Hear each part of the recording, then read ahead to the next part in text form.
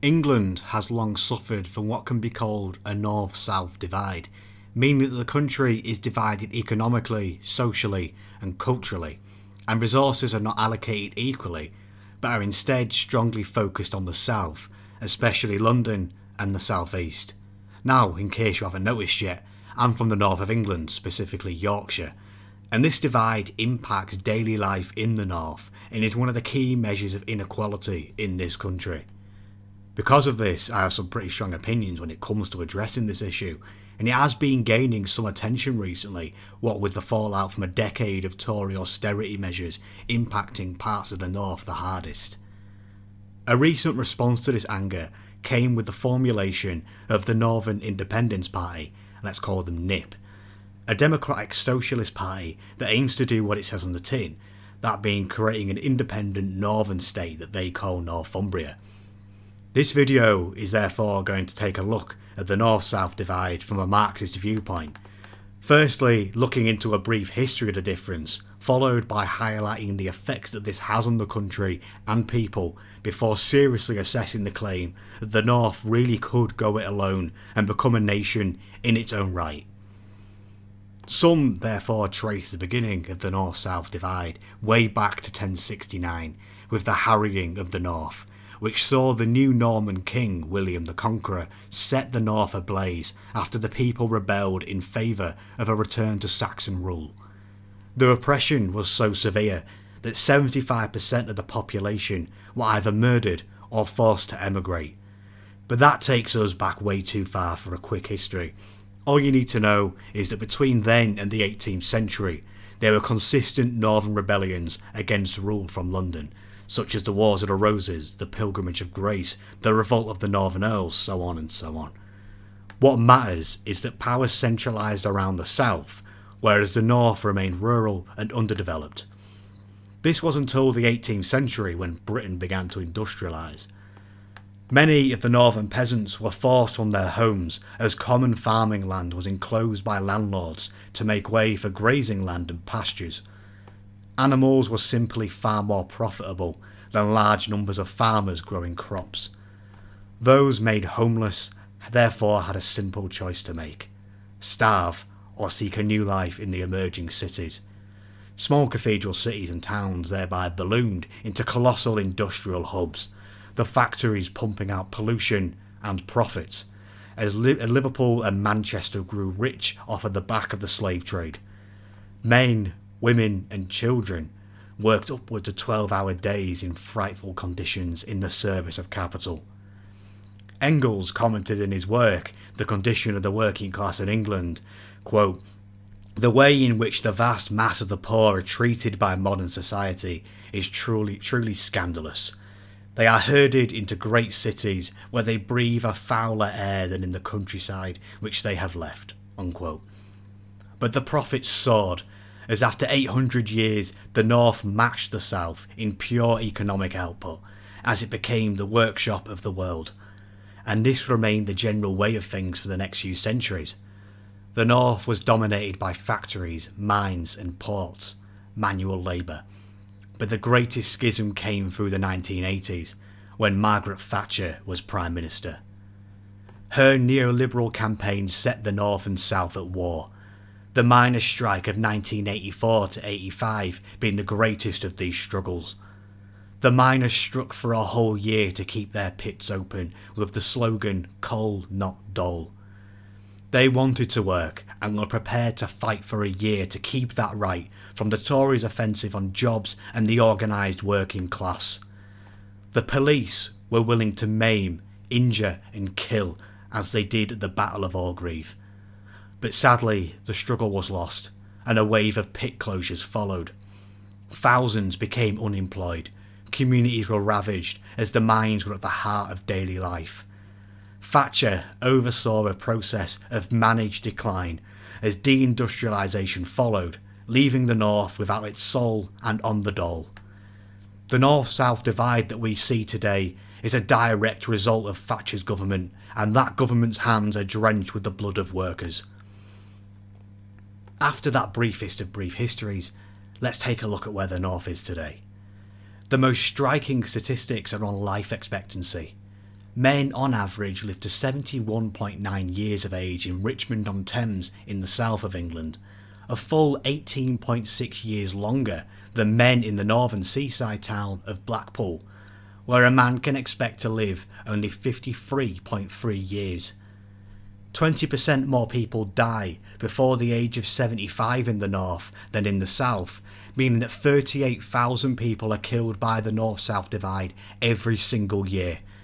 That's 1.2 million deaths since 1965. Why is this?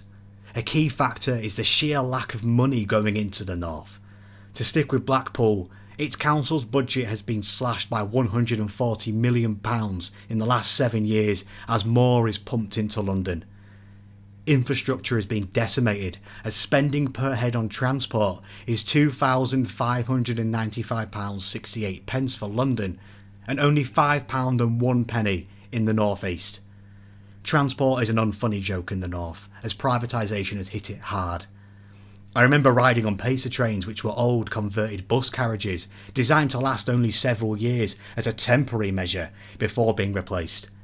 They did eventually get replaced, to be fair, but only in 2020, after almost 40 years of being charged extortionate prices for slow and rotting trains. All hail the free market for bringing efficiency, eh? Education has also been beaten down. The poorest children, that being those receiving free school meals such as myself, in London, are twice as likely to go to university than those in the north are, and many northern schools struggle to help kids get a good set of GCSEs due to severe underfunding. Those who need the most help are just spat out by the system to live a life as an Uber or an Amazon worker with few workplace rights, or else face a life on benefits. Because of very few job prospects existing and cities, towns and communities crumbling around people, the rates of alcohol and drug addiction have soared just to cope with the weight of life. For many, it is too much, and suicide is seen to be the only way out. Yorkshire sadly has the highest suicide rate amongst men and women at 20.6 per 100,000 compared to 11.8 in London and the national average of 16.9. Northern hospitals and GPs have been at the forefront of the government's NHS cuts, meaning they cannot sufficiently help those who need urgent treatment, and mental health services are almost non-existent. I've had friends and family who have had to wait for years before seeing a single mental health worker, which for so many people is just too late. The pandemic has also highlighted the disparity that exists in the country and the lack of care. The North was always the first to be put in lockdown and higher restrictions before the South, despite having lower COVID rates than London. Our crumbling local economies clearly do not register on the radar of the Westminster elite, and we have been sidelined time after time, as the North was at the back of the queue for COVID tests and now vaccines. If the leader of NIP is to be believed, the divide between North and South England is comparable to a country that has just emerged out of a civil war, and we have not had one of those for nearly 400 years. The country was built this way, to serve only the elites in London and to disregard everyone else, and it is crystal clear that there is a massive problem here that cannot be ignored any longer. So, what solutions have been put forward to solve this? Well, not much. Beyond words. The Tories did attempt something called the Northern Powerhouse, which went nowhere, and if anything we're in a worse state now than we were before. Now they talk about levelling up the North, which means marginal investment in key seats that the Conservatives aim to win from an abysmal London-centric Labour Party in a general election. This is done out of pure politics rather than any actual care for communities. There has also been limited devolution with the offices of Metro mayors in Manchester and West Yorkshire, but their powers are incredibly limited and are mainly ceremonial roles rather than equivalents to, say, the Mayor of London. The only real role that they have played was with Andy Burnham's defence of Manchester against the Tories during the pandemic, refusing to let Manchester go into the Tier 3 restrictions, but this was easily overruled by central government. However, his efforts have highlighted the severity of the North-South divide and have at least started a conversation on the issue. But people on the ground have been seeking new solutions. A large part of the huge northern vote for Brexit came from anger at feeling left behind both by Westminster and by Europe, and was a revolt against the status quo. Also, with the collapse of popular trade unionism after Thatcher, the far right have swept into the most deprived areas and shifted the blame from the bosses to their Muslim neighbours. Where once fascism was resisted by force, it can now be welcomed as a solution to the perpetual crisis that persists in the north. This brings us on to NIP and its solution of independence for Northern England. That they believe that severing the southern connection would go a long way to solving many of these issues in society, and it certainly does sound appealing. But there's also many flaws in this idea. So, let's take their demands seriously for a moment and see if the North really could sustain itself as an independent state. We already, thankfully, do have a Marxist framework for defining a nation due to Soviet leader Joey Steele's work, Marxism and the National Question. There he highlights a nation as a, quote, historically constituted, stable community of people formed on the basis of a common language, territory, economic life, and psychological makeup manifested in a common culture, unquote. So, let's break this down bit by bit and see if Northumbria lives up to this. So firstly, a common language. Well, the North does have one. We speak English to different degrees of understandability, but we also share this language with the South and much of the world due to the Empire. Unless we want to say that dialects are languages now, the North isn't unique here. Even then, you can't say a Scouser and a Yorkshireman sound the same. That's just wrong. Secondly, a common territory? No. The North is notoriously hard to define, and everybody has their own idea of where the North actually is. As a closeted Yorkshire nationalist, I would draw the line here. A Scotsman might say here, and some insist there's a place called the Midlands, which I've personally never heard of and refuse to recognise as centrism. Pick a side. Geographers believe this weird diagonal line which just looks wrong, but Nip believes in the borders of the ancient kingdom of Northumbria, which puts the line here. This kingdom was dissolved in 954 AD and bears next to no relevance on the country today.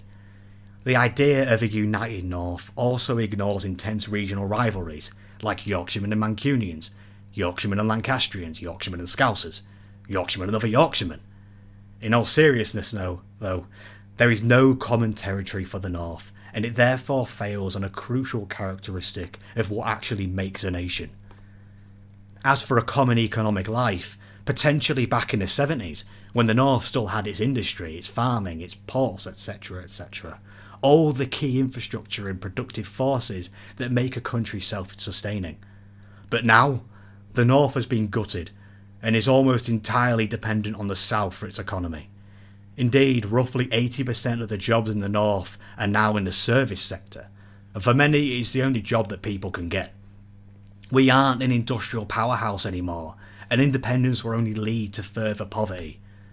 To make this possible in future, there would have to be an intense reindustrialisation process. This has actually been suggested by Labour leader Jeremy Corbyn with his Green Industrial Revolution policy, but we all know what happened to him. The policy does remain a good one though, and one that a socialist Britain should absolutely take up. But for this, we need to move beyond Parliament into revolutionary action. Westminster maintains its hegemony by keeping the North suppressed. Reform within the system would never be granted, and an independent North now would not have the means to do this alone. This brings us on to the final characteristic, a common culture. There does exist a stereotype of northern macho-ness that is planted onto northerners, but this image of the North as a single blob plasters over the distinct regional identities that I talked about in jest earlier. The defining feature for a united northern culture would only be its anti-southernness, which is no basis for a nation, as funny as it might be. This also comes to the proposed name for this country, Northumbria, and its flag. Once again, as a Yorkshireman, this identity means nothing to me. Northumbria already exists, it's a county that I have no attachment to. The flag is not my flag, and the name does nothing for me. This brings me on to conclusions. The North is not a nation by the Marxist definition, and this Northern independence movement is a distraction. It replaces class conflict for regionalism, diluting class solidarity between the workers of the South and the North in favour of a nation that contains northern landlords, northern capitalists and northern financiers. The project also suggests that the North is some kind of colony of the South, which is ignorant at best and offensive at worst. The North benefited and contributed to the British Empire, and without the North's industry there would not have been an empire. It also benefits, even if to a smaller extent, from modern British imperialism, and to suggest the North has a similar status to, say, the occupied 6 counties of the north of Ireland, to countries in the global South and other past and present colonies, stands in the face of reality. It also presents the North's issues as unique in England. The north of Ireland suffers far more from underdevelopment than the north of England, and has the added military oppression from an actual colonial government. Scotland endures many of the same issues as the north, but to a far greater extent, and the southwest of England finds itself in a very similar situation. The north should therefore not appropriate anti-imperialist movements. NIP seems like a weak attempt to ride off struggles like Irish nationalism, Scottish, Welsh and Cornish national movements. All these movements much better satisfy the criteria for a nation than the north of England. Therefore, our tactics should be to fight as a united English working class against the English capitalists, against Westminster centralisation, together. The problems of the north of England are problems for the entirety of England's working class. Our flag should therefore be neither the flag of Britain nor of Northumbria, but the red flag of the international working class and the struggle for peace, jobs and socialism. A form of federalism and greater local democracy in a socialist Britain would be a far more effective method of easing the suffering of the North than a Twitter moment with no basis in material reality. I'd like to thank you for watching, and I hope you did enjoy this video. It's nice to actually talk about modern politics for a little bit of a change, and especially something that's very close to my heart like the North-South divide. I'd like to give a special thanks as well to the Yorkshire district of the Young Communist League. I'll leave some social links below so you can go check out the Facebook, the Twitter and the Instagram, and if you're interested in getting involved in the fight for socialism and ultimately communism in Yorkshire, please do get in touch and I'll be happy to speak to you there. And without further ado, I'd also like to thank my patrons who keep the channel going and allow me to get new resources, to keep fresh research, new videos and all the like of that. So of course I'd like to give an extra special thank you to the Helden der Arbeit, the heroes of labour, who the masses look on with awe, and that would be a Woo, Deep Red Wine, Ellis Cusack and Evan. Of course we have the Pint Men as well, and I will be drinking a new one there at the closest opportunity. And we have Andy J, Cap, Comrade Dave, Elliot Lee, Hosier Enjoyer, It's Dan Ball, Max McNally, Ryan Wilkinson and Tony Gurria.